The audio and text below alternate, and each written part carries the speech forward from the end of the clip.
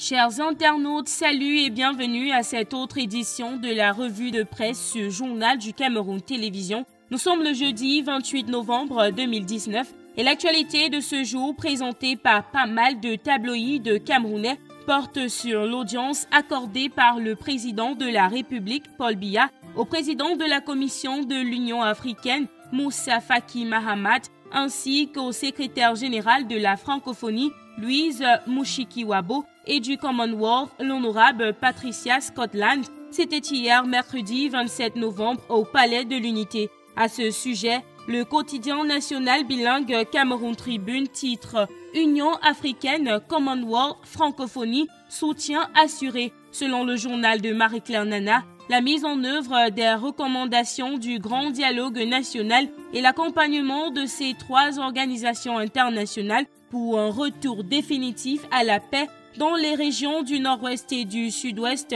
était au cœur des échanges.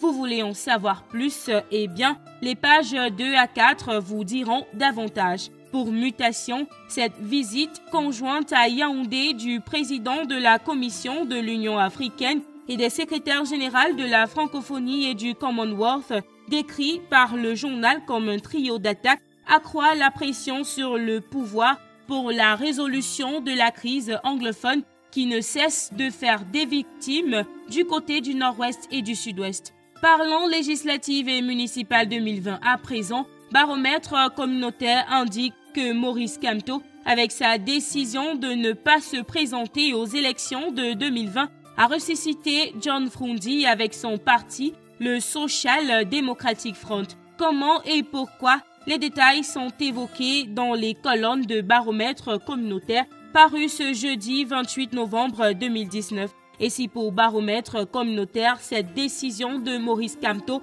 de mettre fin à l'aventure de son parti aux élections de février 2020, pour Cameroun Info, il tue le rêve de ses partisans. Le journal indique en pied de page que cette décision va certainement démobiliser et ébranler toute l'ossature du mouvement pour la renaissance du Cameroun. Et le soir qui parle de toute autre chose, le tri-hebdomadaire dans sa parution de ce jeudi 28 novembre 2019 revient sur l'affaire du prophète Kamdem Djenedor, communément appelé le général de Dieu incarcéré en Côte d'Ivoire, pour indiquer qu'il a été disculpé par la justice. Le tri-hebdomadaire indique qu'au cours d'une rencontre avec la presse, Maître Yeo Masekro, Maître Djouba Mark et Maître Tanyerine ont donné toutes les clés nécessaires pour la compréhension de cette affaire, connue comme une vaste escroquerie perpétrée par des individus d'apparence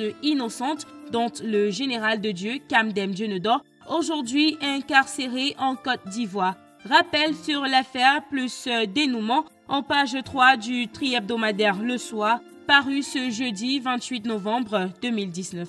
Refermons cette revue de presse avec le quotidien Le Messager qui indique que les émissaires du président Paul Biya sont allés, je cite, supplier Tibor Nagy, le sous-secrétaire américain aux affaires africaines, pour le maintien du Cameroun dans la liste des bénéficiaires de l'AGOA, cela faisant suite à une décision des États-Unis de suspendre le Cameroun de la liste des pays bénéficiaires de la loi sur la croissance et les opportunités de développement en Afrique dès janvier 2020 au regard des violations des droits humains selon Donald Trump perpétrées par l'armée camerounaise dans les régions en crise au Cameroun.